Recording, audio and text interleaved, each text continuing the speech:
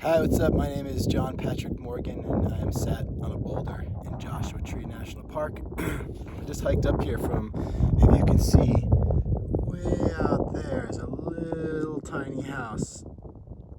Not that white one, right behind it. You probably can't see it, but I don't know how far it is. Maybe, let's see what my watch has, about a mile from here. It took me about 40 minutes to walk. I walked from that little tiny house all the way up to these boulders, and I scrambled all these boulders all the way up to here.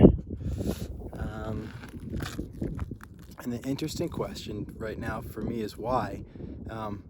Interesting because I've been thinking about it since this morning when I pulled out my index card that I'm looking at every morning that has my goals written on it.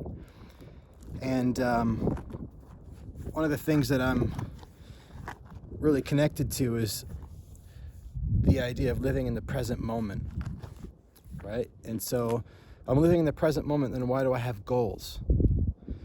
Well, goals are a future, they're a vision, they're a possibility that exists outside of now. And if now is the most important thing, I'm not wearing my necklace at the moment, but I wear a necklace that has the symbol of now on it, the Chinese symbol. If that's the most important thing to me, then why do I have goals?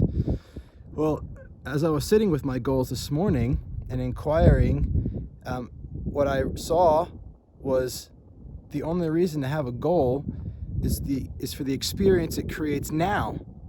And so any future we imagine in our mind is through that imagined experience, that projection in illusory time, we're creating an experience now. And so then as I'm scrambling up these boulders, going up to the top of this peak here, I'm thinking that's a goal. And so is that goal important to me? Is that goal some kind of accomplishment or some ambition? And I'm thinking, not really. Then why do I have that goal? Well, I have that goal to get to that peak there because of what it does to me now. Right now, that moment that I'm scrambling the rocks, when I'm over there scrambling the rocks right now, what that goal is doing to me is it's having me move and climb and scramble and live. And so what if the only reason to have a goal is because of what it does to you now? What if the reason to want to get somewhere is not because that place there is any better, but because of how it brings life into you now? It's not about the accomplishment. I mean, like, it's nice up here. It's a pretty view. Yeah, I can see lots of the earth and the sky, and I can feel the wind, and the sun's on my face, and it's beautiful and it's amazing, but it's not that much better than the action, the activity of scrambling, being immersed in living, in movement and activity. Man, in some ways that's even better than being here, because what happens as soon as I get here? Oh, I see that one. That's the thing too. As soon as you achieve any goal, you instantly see the next one. You ever hiked a mountain, you know the next thing you see is another mountain. As soon as you're at that peak, you see the next peak. And so if it's about being happy at the top, we're fucked because there's always another top. And so, yes, have goals. Yes, have visions, have a future that you create in your mind.